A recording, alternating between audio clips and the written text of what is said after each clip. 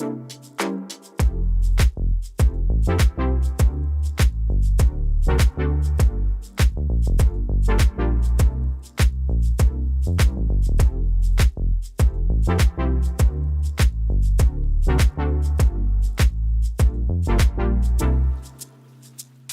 we just got done installing this amazing basement man cave fan wall, and we're going to show you now how to do it.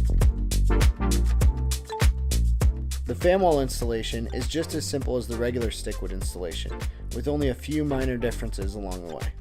When you receive your fan wall in the mail, be sure to get it out of the box and let it acclimate in your room for 2 to 5 days before installing. Creating a nice level starting line will make your install go smooth. Fan wall planks are 2 1/4 inch wide, so let's measure 22.5 inches from the edge of the wall to the center of the wall. Once we find center, we want to place our level vertically on the wall. Mark a few lines up and down the center of the wall where your hero line will reside. Now we'll use a level and connect the marks to create a solid line. This is your hero line. Now that we have our hero line, let's begin by setting our first 2 planks. So you're going to want to find 2 longer planks, and in the middle of the wall, place 1 plank on either side of the line.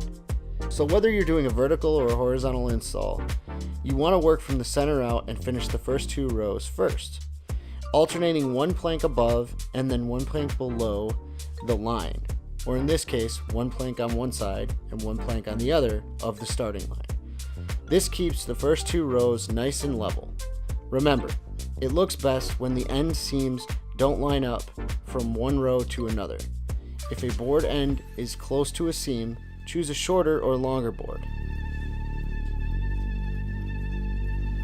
When you get to the end of a row where a cut needs to be made, first you want to find a piece that is close to the size you need. Put it in the corner and mark where it overlaps the row. A quick cut and it should be perfect. Now let's fill in the rest of the wall, working off the first 2 rows in the same